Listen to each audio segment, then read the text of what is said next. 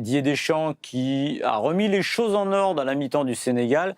Finalement, il a repris la main, mais Martin, est-ce qu'il l'avait perdu finalement cette main, Didier Deschamps?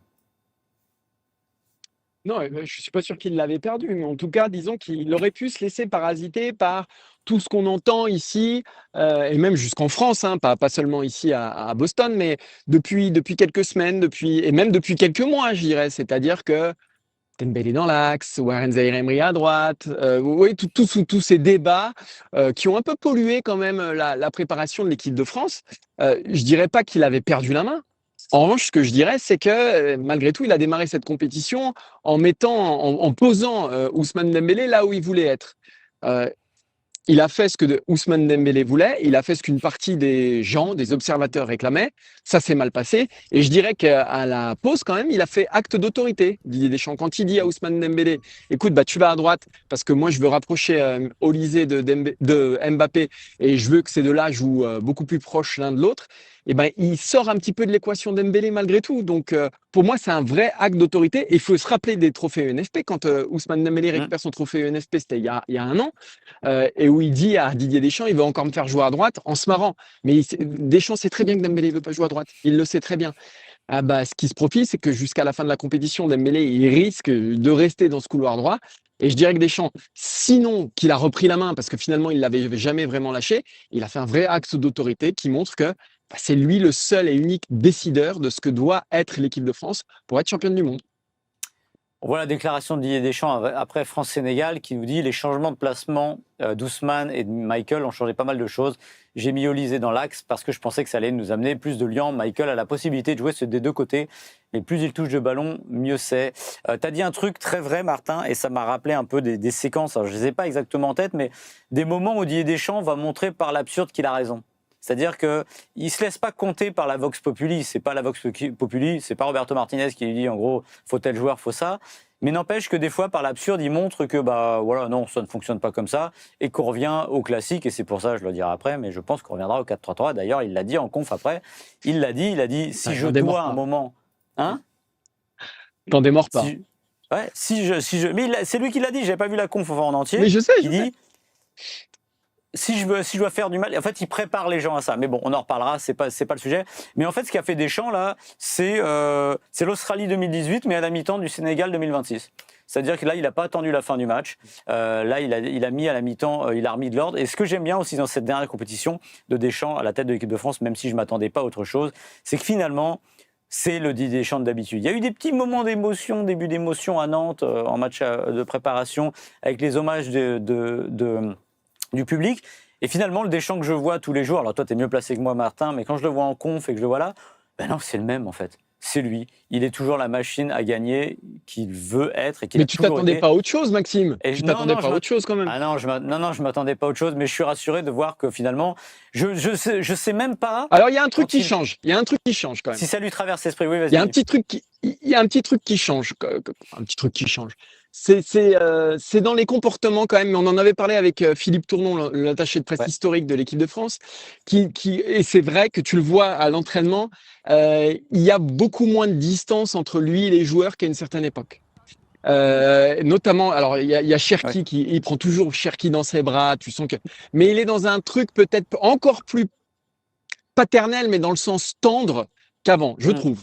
Je trouve. Alors après, ça n'empêche pas qu'à l'entraînement, le premier ouvert à la presse, sur Marcus Thuram, il lui en a mis plein la tronche. Voilà, il est quand même dans les directives. Hein, il est pas là pour faire des câlins. Mais quand même, il y a quelque chose dans l'attitude qui a un tout petit peu changé. C'est pas parce que c'est sa dernière. C'est, je pense, parce qu'aussi il a affaire à une autre génération et puis parce que lui, il commence à prendre de la bouteille.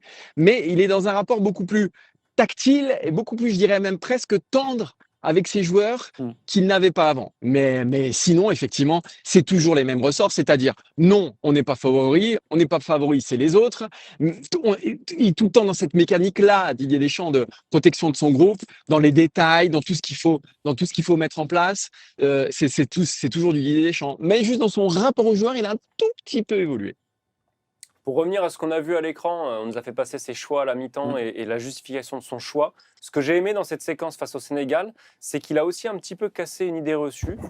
Didier Deschamps, c'est aussi un coach, évidemment, très bon tactiquement. Parce qu'on a beaucoup parlé de ses choix en compétition via des changements d'hommes. Là, il a changé personne. Il a changé de positionnement. Il a fait un ajustement, voire 2 ajustements tactiques, à savoir Michael Olise passe en 10, ce qui donc implique que Dembélé colle un peu plus à droite.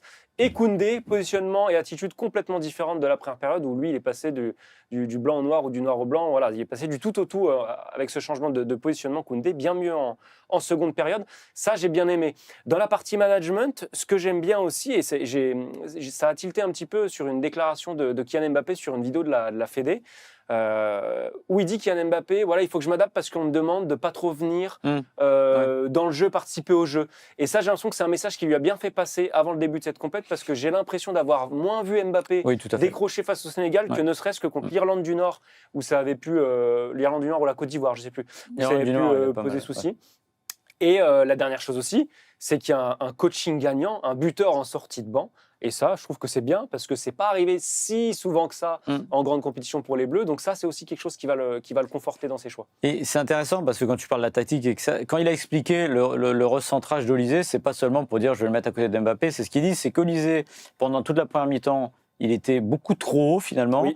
Et là, en fait, il a recréé du lien. Il a dit ça manquait de lien entre le milieu et l'attaque, donc il est venu faire le lien. Et quand il y a Olise à cette position-là, Mbappé, il a aucune raison de descendre. Et puis là, pour le coup, il se marchera sur les pieds. Et ce serait une faute professionnelle.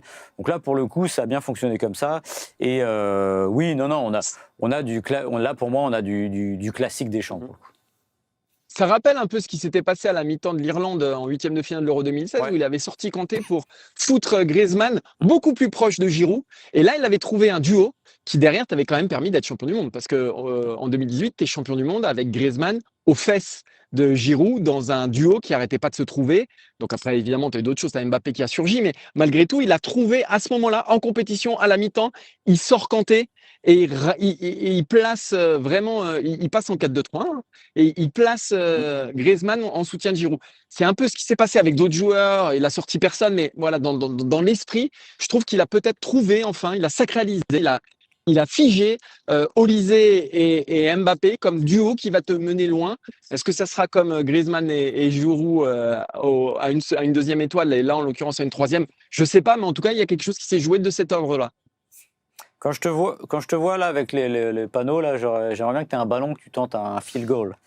Maxime, il y a juste un truc, c'est que tu devais me demander des nouvelles de l'équipe de France, tu devais me lancer, tu ne l'as pas fait, on n'a rien à faire en fait de ce qui se passe ici. De quoi? C'est vrai qu'on a oublié l'ouverture qu'on avait convenue en off avant l'émission. Sur ouais. Maxime, tu viens de me dire qu'est-ce qui se passe et quelles sont les nouvelles du front? Il n'y a pas de nouvelles du front, il ne se passe rien. Tu sais que je m'en suis rendu compte quand Simon a lancé les images. Donc Martin, dis-nous les nouvelles du front d'hier. On recommence l'émission. Il faut tout recommencer là les gars, allez on reprend de zéro. Alors, info importante, le sondage. On regarde Maxime, c'est du oui à 100% en gros. Je fais le calcul très vite. Maxime, ça reste celui qui met les plus beaux buts. Arthur bonifie aussi la Stream Team quand il est là, même si vous ne le direz pas en sa présence. Oh, alors ça c'est. Si Charles. Alors, le commentaire. Arthur, qu'est-ce que je t'ai dit ce matin? Oui, alors voilà. Je t'ai pas appelé ce matin pour te le dire. Je tiens à le dire. Ah voilà. Le commentaire est très gentil, mais c'est un mauvais procès que vous faites à tous les autres, parce que alors c'est vrai que s'il y a bien une qualité dans cette rédaction, c'est de faire des compliments sur les autres. Et c'est vrai que Martin, je l'avais au téléphone tout à l'heure, et il m'a dit qu'il aimait mon apport là, dans cette émission. Donc écoute, les chevilles commencent à enfler. Et puis s'il est là, c'est pas parce que Cyril n'est pas là, hein, c'est parce qu'il est très bon et on met pas des remplaçants. De toute façon, on va se dire la vérité. Celui qui pose le plus de problèmes, c'est celui qui n'est pas là aujourd'hui. Voilà, on peut se le dire. C'est juste qu'il est là parce que c'est le chef. Mais on sait qu'il n'a rien à foutre ici. Et je pense que les gens s'en rendent quand même compte. À un moment donné, il impose sa présence. C'est un peu comme Cristiano Ronaldo, un truc un peu despotique où il s'impose. Et vous voulez des nouvelles d'ici ou pas, Maxime, alors finalement? Oui ou non? C'est votre chef et voilà, il vous impose une main de fer. Voilà, bon, écoute, moi, j'y suis pour rien, tout ça. Oui, les nouvelles. Alors, dis-nous ce qui est arrivé à Malo Gusto. Parce que la France ne le sait pas. Oui, alors, la France ne le sait pas. Malo Gusto, hier, il s'est pris une grosse semelle de Lucas Digne sur le coup du pied. Voilà, vous pouvez retrouver d'ailleurs la vidéo en intégralité sur les réseaux sociaux d'Eurosport, l'Instagram ou le TikTok. Voilà, et il est resté à terre un assez long moment, ce qui nous a fait craindre, en tout cas, ce qui nous a fait douter de sa présence face à l'alerte. Il sort avec une grosse poche de glace, il boite, et puis surtout, il faisait la tronche, quoi. Il était pas content. Et puis, ce matin ici, donc cet après-midi chez vous, on nous a annoncé la présence de Malo Gusto qui va venir nous parler en conférence de presse. Tout ça pour dire qu'à mon avis, il va tout déminer et que je pense qu'il va plutôt bien. Alors, on n'a pas eu des nouvelles officielles, mais sa présence en conférence de presse nous laisse penser qu'il devrait être là. Sinon, on a eu un entraînement classique, je dirais, de lendemain de match, c'est-à-dire que les remplaçants ont joué. Deux équipes, et les équipes, elles ont été complétées par des petits jeunes de 15-16 ans. Alors, imaginez-vous, vous avez 15-16 ans, vous êtes en formation ici au club de New England Revolution et vous jouez face à Ryan Cherky et Thuram. Alors, il y avait une vraie différence de niveau, ça c'est la bonne nouvelle. Hein. C'est que si on joue contre les moins de 16 ans de New England Revolution, à mon avis, on leur met la tannée, parce qu'il y avait une vraie différence de niveau. Dès que le ballon arrivait sur un petit jeune, le pauvre, c'était dur. Et il y a eu 0-0 du coup. Il y a absolument rien à tirer de ce match-là, si ce n'est que Kanté a été plutôt bon, si ce n'est que Zahir Emery a été plutôt bon. Les autres, ont fait le minimum. Et puis il y avait une petite séquence sympa où Lilian Thuram, n'importe quoi, où Kylian Mbappé est monté au sommet d'une espèce de petite tour pour regarder tout ce beau monde s'entraîner. C'était une séquence sympa, mais voilà. Kanté et Zahir Emery sont en jambes. Les autres sont plutôt économisés lors de cette opposition à 0-0. Merci pour ces infos de dernière minute que la France attendait. Ah, c'est le décalage horaire, voilà, c'est comme ça. Et en plus, nous, on a fait, comme je ne l'ai pas donné dès le début de l'émission, on a fait durer le plaisir un peu plus longtemps pour que les gens étaient accrochés à leur siège et voulaient absolument savoir ce qui allait arriver à Malo Gusto. Et tu auras le droit aussi à Magnès Akliouche. Alors, j'ai rien contre les deux, mais ça serait bien d'envoyer des titulaires de temps en temps. Ouais, non, là, à un moment donné. Donc, on a 9 personnes, 9 joueurs qui sont venus parler à la presse depuis le début de ce rassemblement. Donc, je ne parle pas après les matchs. Hein. Je parle vraiment. Voilà, chaque jour, il y a conférence de presse, zone mixte. Voilà. 9 joueurs. Sur ces 9 joueurs, il n'y en a pas un qui a démarré le France-Sénégal. Il n'y en a même pas un qui a joué une minute encore. Donc, on nous envoie que des remplaçants jusqu'ici. Donc, vous comprenez qu'on est un tout petit peu frustré parce que on n'a rien contre Malo Gusto, on n'a rien contre Magnès Akliouche, on n'a rien contre Brice Samba ou Maxence Lacroix. Eux aussi, ils ont le droit de parler. En revanche, pour parler de ce qui s'est passé lors de France-Sénégal, on préférera avoir des gens qui ont joué. Simon qui dit que bientôt, ils vont envoyer les joueurs de New England. Voilà.